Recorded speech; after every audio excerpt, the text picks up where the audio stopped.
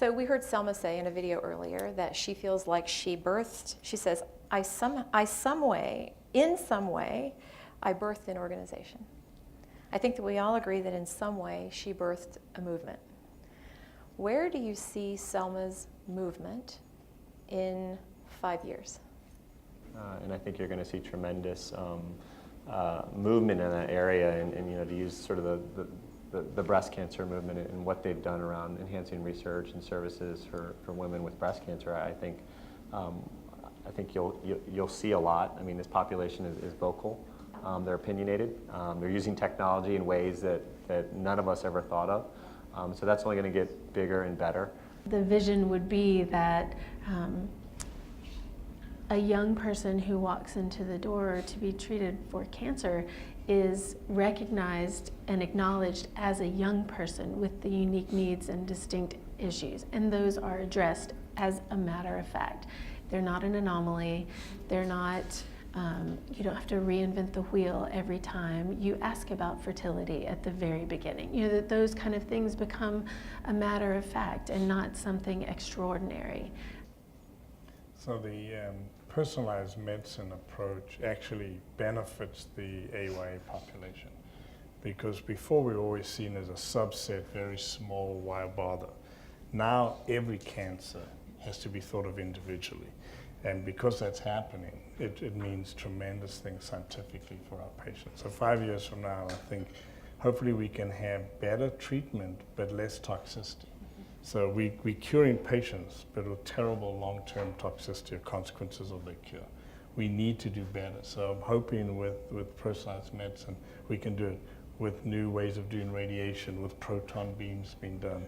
There's a lot of new work with new types of surgeries, with the idea that you don't always have to do surgery. I'm opening up the last word. Heidi, I'm going to start with you. What do you want people listening to this show to remember about the movement, Selma, advocacy in action, your work? I mean, I think for someone, for any young adult patient watching this show and having heard us talk about Selma, even if they never knew Selma or knew of Selma, just to know that attitude and that spirit of taking responsibility and taking control of your own health and asking for help, because knowing that it's, you take that first step, you ask that first question, you reach out and access the resources. There's a whole community here to help.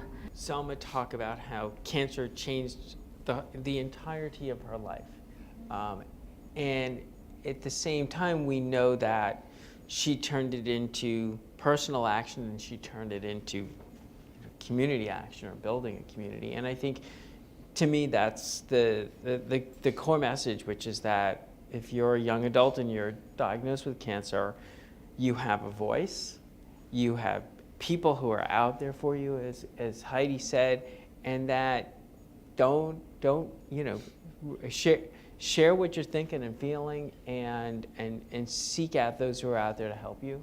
So it kind of piggybacks off of that, and it's just at a very human level. I had a volunteer last week that said to me, in order to serve, you must be grateful for what you have.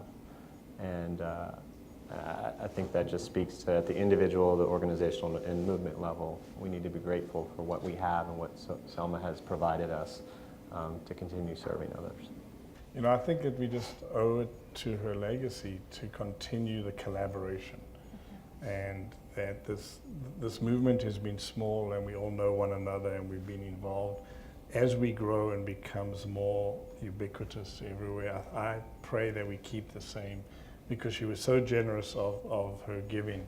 As we all learn from her and as we get better, that we continue to collaborate in a way that allows this movement to really reach its full potential, which is really how to improve the cure for patients and how to make sure there's truly meaningful survivorship for them in their life, and they can fulfill their life.